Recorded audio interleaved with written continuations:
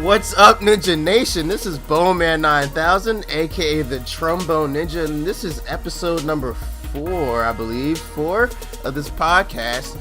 We got another great special guest with us today, but first, I want to introduce you guys to Wick. If you don't know who he is, shame on you, because we've been going together for a while now. So, what's up, Wick?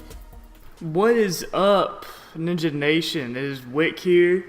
And if you missed the past 2 podcast episodes, then I don't know what the hell you've been sleeping on. But you need to go make sure you check those out. And I pretty much explained what I do. I do NBA 2K14 My Team videos, gameplays, pack openings, you name it, I do it. And on that note, I'm going to hand over to our very special guest today, Robbie from TwoBrosGaming. Robbie, how's it going? Man, I'm living the dream. The Spurs are up 3-1, so we're going to talk about it a little bit. I know it's killing Bone Man a little bit, but hey, you got to do what you got to do. Sometimes you have to discuss things that you don't really like to talk about. And he talked a lot of mess to me last year about my Spurs losing, so we're going to have a little discussion today. Oh, God. I'm not ready. I wasn't ready. The Heat should have said, right. LeBron should have said, wait, I wasn't ready. Oh, wait, he did. He went to the bathroom in the first quarter. Yeah, they kind of needed a little mulligan on all that action, man. I don't know how he deals with all that stuff, though, in all honesty. He is having a lot of problems in this series, as are the Heat. But the thing that I wanted to bring up right away was, did you ever expect that the 2 X factors in the series and the 2 guys that really turned this series into what it is are Boris Diaw and Kawhi Leonard? Did you ever expect that was going to happen at the start of the series? Man, Boris Diaw? No. Kawhi? Yeah. I had a bad feeling. As soon as the first game happened and Chalmers was a no-show, I was like, well, fuck, anything could happen at that point.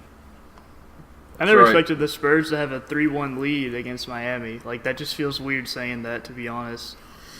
Everybody and their mother was like, you know what, Spurs got no shot, they're too old, blah, blah, blah. But you got to remember, I mean, this has been like almost, 16 straight years that they've won 50 games? I mean, they're the exact team that the Miami Heat secretly fear. They move the ball, they're deep, they play as a team, and they play good, solid defense and have a bench and size.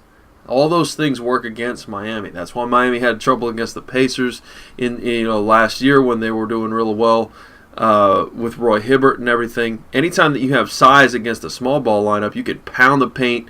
Rebounding and defense are what wins in the playoffs, and that's what we've seen here. I mean, I know everybody's talking about the Spurs shooting so well and moving the ball so great and all that stuff. That's all well and fine, but if they didn't hold the Heat to 80-something points when they've scored their 100, then they wouldn't be where they are right now. Exactly. That defense, everyone's talking about the offense, like, oh yeah, LeBron James and the Miami Heat need to come out with better offense. Yeah, they've tried that. Coach Spo, gets right into them. Hey, we need to move the ball. No sticking, this and that.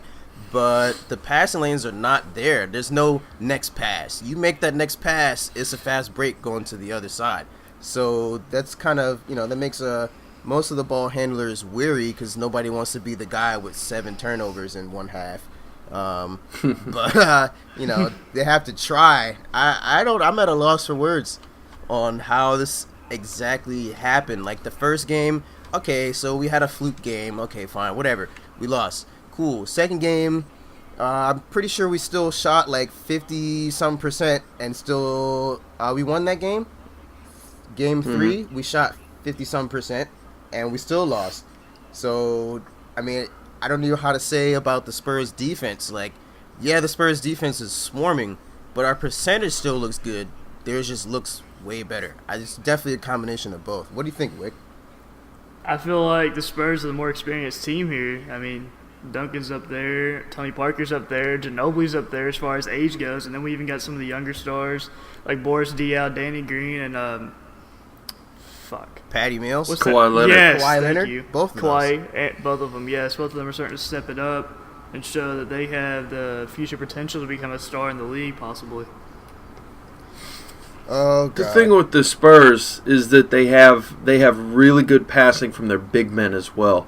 Splitter, Diaw, Duncan, all those guys play that inside-out basketball, and they just wear. They're like the Spurs are like that old guy at the gym that's like 45, and everybody overlooks them, right? Yeah. You know, and then all of a sudden they run down the court, pull up from half court with that set shot, weird-looking thing, and drain it, and everybody's like, "What? I better go play defense." And by the end of the game, dude has the most points, the most assists, and his team's won. So, I mean, that's what they kind of remind me of, to be honest, to use an analogy for some of you people that do play real basketball. The Spurs will wear you out in a lot of different ways, and they're technically sound. I still think they're the smartest team in the NBA. Yeah, absolutely. You know, Pop has them ready, and that's the thing is, you don't want to make them mad. He already made them mad last year, Ray Allen. And then on top of that, they have the squad to back it up. Everybody criticized that trade at the start with George Hill going to the Pacers for the pick that it was Kawhi Leonard, and it was a risk. It was a roll of the dice that the Spurs don't normally take, but it's really paid off. The thing that I want to do is flashback to last year when I was sitting by my TV and just wanted to cry after Ray Allen hit the three-pointer. Best moment of my entire life. Same thing with Celtics fans. Same thing with Celtics fans. Exactly. So, I mean, you know, you're sitting here like, you got to be kidding me. What's the deal? Kawhi Leonard missed a free throw in that game towards the end that was really like, honestly, it was like career-altering. If any of you have played basketball and stuff like that, you just want to crawl into a hole and hide. But he came out the next game and he had 18 rebounds. He was still just fighting till the very end in Game 7. And I mean, 18 rebounds. 18 from a shooting guard / small forward. He wanted it. And you could tell that he didn't. He's wise beyond his years. He's a soft-spoken dude, very quiet and respectful. And for a guy like Greg Popovich to be like, this kid is the future. Greg Popovich doesn't give anybody compliments at all, anytime. And he's talking up Kawhi Leonard. I mean, that says a lot. Those two things were the things that I thought, okay, he's going to be all right. He's not messed up in the head. He's just like the Spurs as a team have been, very resilient. And that's why I thought coming into the series that they did have a shot. But I don't think anybody realistically thought that the Spurs would be looking to close it out in 5 games. Yeah, I definitely didn't think that. I always give the Spurs their credit. I love watching the Spurs play. Everybody asked me all year, so who do you think is going to win the championship? I would say Spurs, as long as they don't play the Heat. That was always my answers. I want the Spurs to win. If they don't play the Heat to get the chip, great. If they do, then I hope the Heat win. But the Spurs are a fantastic team. Especially, you were talking about, don't make Pop mad. Danny Green kind of pissed off Pop for like 5 seconds. Got a little quick beat down real fast, and then went to the bench and celebrated like at the very next play. You do that to Chalmers, see ya. He's gone for the rest of the game, and because he's already been gone. So imagine that. Imagine Coach Spo yelling at Mario Chalmers for a boneheaded play, and asking Chalmers to get back up and celebrate and be a part of the team. I think he would sulk down to the 13th men on the bench, all the way to the crowd. He would, just like Hibbert. People were saying he's kind of soft in the head a little bit, like, his ego's a little malleable. You yell at him and he disappears, and that's what happened. That's what's kind of happening right now. Do you think he can come back? Some guys are pat on the back guys, and some guys are kicking the ass guys. I know when I played, I wanted a coach that was going to lift me up, that was going to support me and let me know that he believed in me through whatever. What I saw with the Heat, honestly, was they're talking to the media about Chalmers struggling and that, blah, blah, blah, he has to do this, he has to do this, he has to do this. If you're one of those guys that reads any of the papers and anything, that's going to affect you. And he's all kinds of messed up in the head. He said that he stayed up late watching tape and yada, yada, yada. At a certain point, it's all between your ears, and you've got to realize, hey, I'm in the NBA for a reason. I have no reason to change my routine because it got me to where I was before. Chalmers has played wonderfully in many pressure situations. I mean, with Kansas, he hit the game-winning shot in the championship. And you got to be like, okay, look, I'm good. I know I'm good. I need to realize that this is just a temporary thing. I've just got to go and get some extra shots up, do what I've got to do, and not let it ruin my abilities as a player. Right now, it's all between the ears. I mean, that's what I was saying with Kawhi Leonard, too. If he had the chance, mentally, he could have just been a mess after Game 6 last year. Instead, he came back strong and just did what he had to do and has improved every year because of his mental state. He doesn't let things distract him. He doesn't let things get him down. It's that even keel, and that's what the Heat are lacking right now. They need to calm down. Yeah. You mentioned your mental state, and it just reminds me, like, I've been reading 11 Rings, and it's really interesting to see what the Zen coach was really thinking during clutch game situations, all these different series with the Lakers and the Bulls. And I watched LeBron James, in his interviews in the post game after it going down 3-1, and he's just really calm, just like, yeah, we lost. Like, maybe previous LeBron would have been pissed off. You would definitely see visible anger or some sort of feeling like, why are you guys picking on me? I had nearly 30 points, 8 rebounds, and 2 assists. Get off me. But he's just like, hey, this is all our team, and we lost, and I'm not taking all the blame for that. We just, it's not me. Sorry. If we lose, we lose, basically is what he was saying. But I was looking at some stats here of the team leaders in the postseason for the Miami Heat. And this is really weird to see, but I guess this is what happens when you look at paper. Points per game, LeBron James is the leader. Rebounds, LeBron James. Assists, LeBron James. Steals, LeBron James. And blocks by 0.8, Chris Bosh. They rely still very, very heavily on the King. And that's no good. Not against the Spurs, it's not, because they can shut that down real fast. That's exactly it. Now, Wick, I'm going to bring something to you here and see what you think of it. All right. Dwayne Wade, I think, personally, that whatever procedure he had in the offseason didn't go as well as everybody said in the media. I believe that he's been, A, playing hurt all year, or B, he has something permanently wrong with his knees, and he just maintains it. I think that he's been playing hurt all year and just hasn't said anything about it. He's done it before. Lots of guys mention that, and then when the finals or the playoffs or whatever series they're in is actually over, it comes out that, oh, by the way, they were playing with a torn meniscus or something like that. I think Dwayne Wade is playing hurt, and it's hurting his team. He could definitely either be playing hurt, or he could. This is another key angle that I was looking at. Whenever they brought in LeBron, Dwayne might have got jealous because back then in Miami it was just Dwayne Wade. He was just doing his own thing down there, and then they brought in LeBron to be like the star now in Miami, and he's probably like, they just gonna forget about me or something, or what? But he definitely has been playing as well. I feel like since LeBron even came, I feel like he's getting like.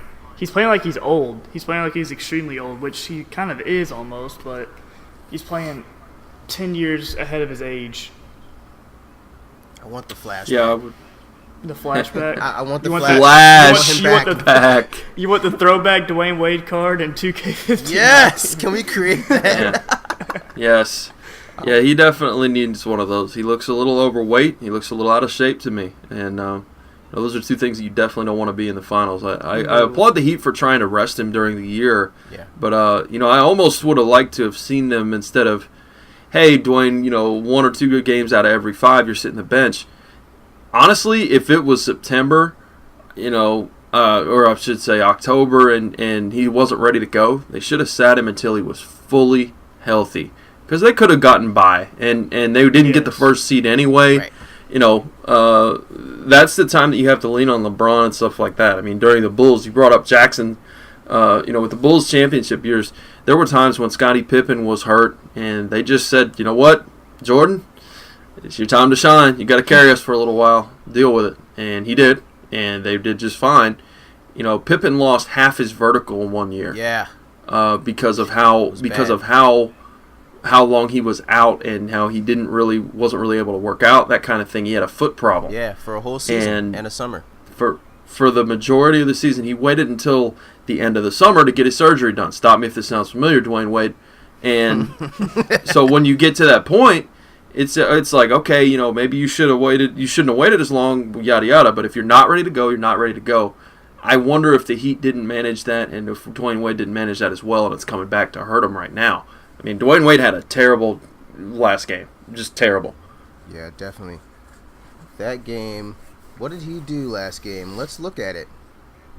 I believe he shot That something whole like game, 3 that for. whole last game was terrible. Oh my goodness, 3 for 13 last game. Dwayne Wade.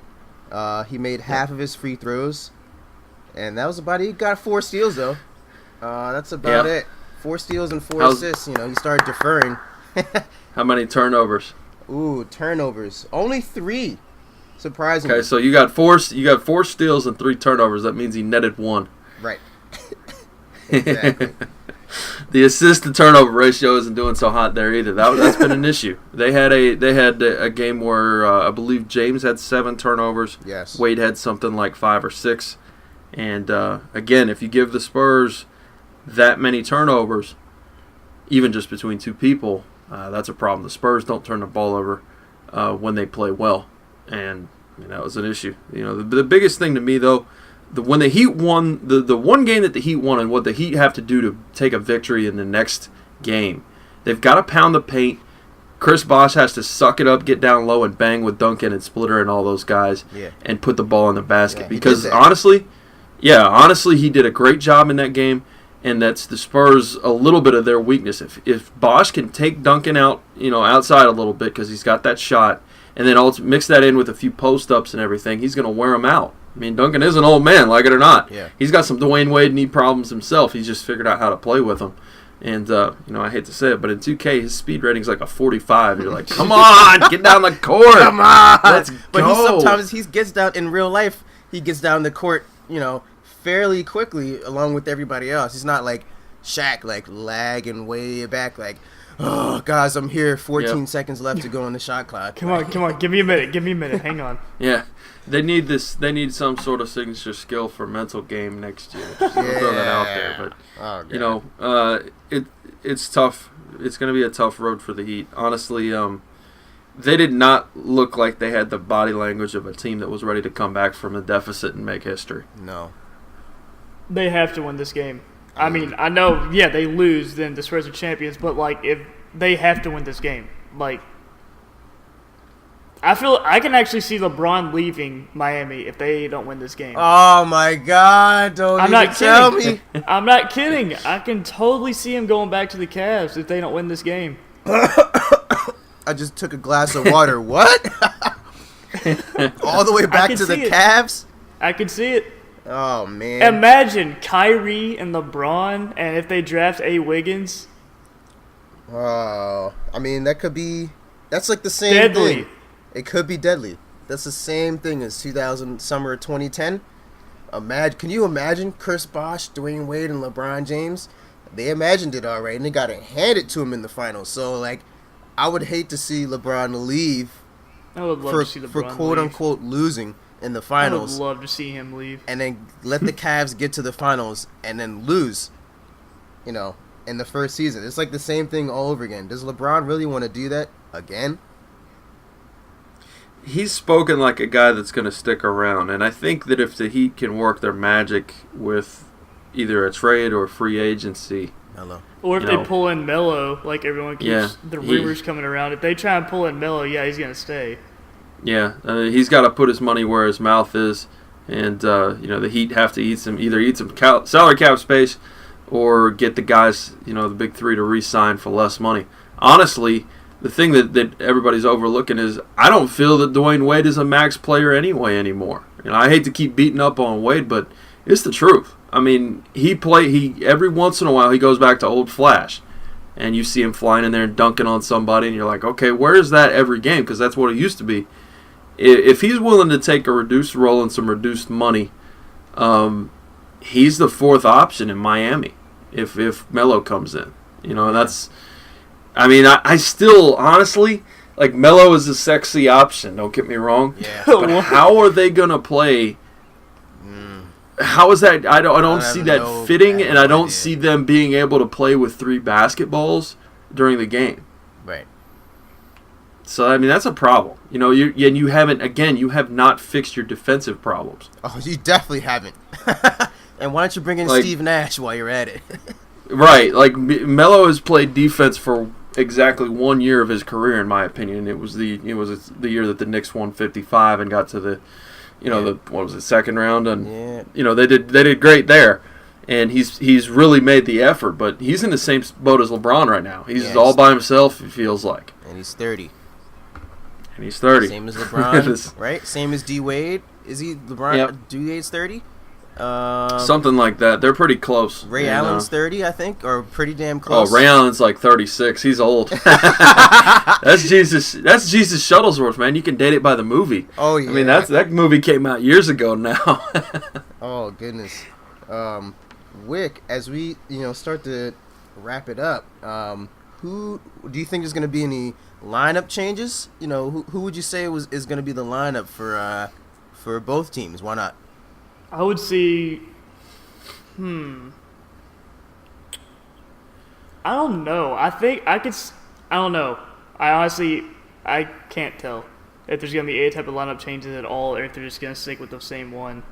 I feel like Miami's definitely going to be making changes, but I can't tell you who's going to be going where and who's going to be getting more minutes and who's going to be getting cut back. But I could definitely see Miami making a ton of lineup changes as far as rotations and minutes goes. Yeah. I just can't tell you where. Yeah, what do you think, Robbie? Well, they tried the Rashard Lewis for Ray Allen thing, and Ray Allen responded with 2 points coming out of the half last game. Yeah. He's not a guy that you want to start, in my opinion. He's a guy that you want to bring off the bench and mess up the chemistry of the other team. A few people on the internets have even considered, hey, you should bring Michael Beasley back and activate him because he's got scoring punch. I don't think that solves their problems either, although I do think he probably deserves more minutes than he gets. Yeah. Maybe we'll see some Greg Oden garbage time if the Spurs are up big. I would be a fan of that. Right? And, honestly, they could try something like throwing Haslam in there. But, again, he's been oversized and overmatched. His time has come, to use a phrase that has been thrown around a lot on the internet as well. He's not really gotten to that old Udonis Haslam thing. He's been good in spurts, but the Spurs have too much size and they can pound away and really make him ineffective too. That's why I believe the Spurs are going to win. I just don't think the Heat have any answers here. They've been relying on some outside shooting and some teams that play the same style as they do. And when they run into a team that plays big and plays with their bigs passing well, they've run into some problems. And that's what it comes down to, honestly, is they don't have an answer right now, and they haven't for a couple of games. I realize the Spurs have shot well, but they've shot well because they've outplayed the Heat, not because they've gotten lucky. Yeah. That's definitely for sure.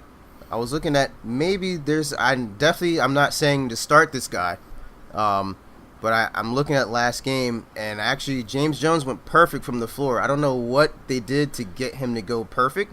3 of 3 from threes and a 2-pointer. We need that more. Whatever they did to get him going or get him the ball with a little bit of space, because he's gonna shoot it. That's gonna happen. If he gets the ball, he's probably shooting it. If you don't close out, maybe they need to find. The problem is, yeah, when you go to the other side of the ball. Mm-hmm. James Jones, Rashard Lewis, all these guys, they can sit up there out on the outside and bomb away all they want. But when you turn around the other side, Spurs have guys that can shoot and play defense. Yeah. The Heat have guys that have a bum knee here and an expiring contract there, and they don't have very many guys that can close out on the shooters. To give them credit to, Kawhi Leonard has taken some tough shots and made them in this series, and so have some of the rest of the Spurs. But the problem is that consistently somebody gets left open because of the Spurs ball movement. James Jones and Rashard Lewis are not made at this point in their career to be chasing guys around the perimeter. They're good bench guys. Now the Heat are on the ropes really, and I just don't see an answer for it. I got to be honest with you. Yeah, I hope there's I'm sorry, I'm gonna beat up on Rio one more time that would be one of the big keys. Yes. Oh yeah. I I already said before he needs to get, his head back into the game, but I realized there was one play for sure where it was definitely caught. I saw it in real time, and then I saw it on the instant replay. That Spurs excellent ball movement. So Rio gets caught, looking at Timmy, and then the ball goes around the key and gets to Danny Green in the corner. He takes one step to close out to Danny Green, not nearly soon enough, not close enough at all. Looks over at Danny Green, goes, damn. Looks back at Tim Duncan, goes, damn, and stands right in no man's land and does nothing to either player. And the ball goes to Danny Green, wide open three in the corner, and he just runs up the court while the shot goes up in the air. So he didn't even try to box out, or he didn't try to get the rebound or anything. He just, if that's going in, it's Danny Green. I'm like, this is the finals. Like, try to get the rebound. Like, even if you get clobbered because you're little, like, I don't care. you should try. Speaking of trying to get the rebound, did either one of you catch, that whole Kawhi Leonard tip slam thing? Do you know whose man that was? Tell me it was Bosch's man. Whose man was that? That was LeBron James. If you look at the replay, no one boxed out. If you look at the replay, LeBron James does the oh shit is what I call it, he flinches. He flinches because he doesn't know where his man is at. That's something that was missing. Like everybody's looking at. I feel like this anyway. Everybody's looking at, oh my God, look at that big dunk, and everybody's watching the ball, right? Because that's what you do. A lot of people watch the ball, and only the ball. Whoever's got the ball, it's all about the ball. Blah blah blah. When you're even watching a game as a fan, everybody follows the ball all the time. LeBron and the rest of the Heat did nothing but watch the ball. You cannot do that when you are in the finals, like you're saying with Chalmers. He had his head on a swivel, but he was looking at the wrong stuff. You need to be able to find your man, box out, and that way Kawhi Leonard doesn't nuts face everybody in sight. But no. How's it taste? LeBron James, if you look, that's exactly it. LeBron James. That's exactly it. Was like, he flinches, and you can see his sneakers, like you can hear his sneakers squeak real quick because he's like, oh, where did he go? And then by that time, Kawhi's already got the ball in his hands. Oh, shit. Yeah. Like if you go look at that replay, you can see it. Kawhi runs in from the top of the key after Mills bricks the shot, and James is looking at the ball. He's just following the ball, kind of drifting. What you're supposed to do is find your man, stick your butt into him, and box him out. He didn't do that, and that's the best guy in the league. The best player in the league is making mental mistakes like that. That kind of just sums it all up, with the way that the Heat are playing right now. I hate to beat them up. You guys know, again, I mentioned I'm a Spurs fan. The Heat are a great team, and they've done great things. And if anybody can come back from a 3-1 deficit, it's them. But they can't keep making those mental mistakes. Last year, they adjusted when Danny Green was lighting them up. This year, it hasn't happened. No. It's like they know that they should, but they still don't. For some reason. I don't know. It's good. But we're about to head up out of here. Do we still think our original predictions of this series? I know I would like to, but my basketball mind says, come on, bro. You can't hope, for a 7-game series against the Spurs being down 3-1 already. So I'm going to put a big question mark over my head. I hope that we can at least get it to Game 7 and attempt history, but realistically speaking, this is probably not going to happen. What do you guys think? Go Spurs, go. That's all I gotta say. Go Spurs, go. Exactly. Exactly. If you guys have been following me on Twitter. Unless history is made, then go Spurs, go. Yeah, and I think that the Heat could push it to 6. After that, you're just not going to win two out of 3 games in San Antonio. I believe the Spurs are something like 10-2 in the playoffs, and I just. After last year especially, all that extra motivation, the Spurs aren't letting up one bit. They're a veteran team, and veteran teams keep the good mental state that you need to close out games. Yep. Well, that's been a great episode. Hopefully the next episode I don't have to talk so much about the, Heat sucking for a whole game. I can go on about hours about that. But Yeah. anyways. Yeah. Bone Man's gonna come in for the Game 6, Game 5 or Game 6 recap. Like, hey guys, what's up, Ninja Nation? I promised you guys I'd do this video. Yeah. You He lost. Bowman 9000. Trombone Whatever. Ninja. Whatever. Next. It's like, so what do you guys think? And I just don't talk for the rest of the episode. I'm going to bed. Just tell me when it's over. Insert your comment here. Bye. Bye. Oh, man. All right, but Ninja Nation, I will be doing the next episode, win or lose. I already promised the series is going to happen. But definitely, feel free to, check out Robbie, check out Wick, check out Chad, who couldn't make it with us today. Like I said before, I feel like everyone who's a part of Ninja Nation already knows 2BG. But if you don't, you need to go check him out. By the way, if you don't already know Wick, as you should go check him out too. And Chad. He just played Bud in a My Team game. I was watching that the other day. People, No! People think I don't want to get out of here and watch other people's videos for some reason. I don't know why, but Wick, what happened, man? A-. That's all I gotta say. It was an A- free throw, and he... Oh yeah. It happens to the best of us, man. Everybody's got to get together in this YouTube community and do some more collaborations like this. But hey, if you guys aren't, if for whatever reason it's the first episode of this finals thing that you're watching with Bone Man here, he did some good work with this. He's trying to do some different things, and I love watching unique content from the sports community on YouTube. That's what Bone Man's all about. Indeed. Win or lose, baby. All right. Well, it's been fun. Let's get the hell out of here. Go Spurs, go.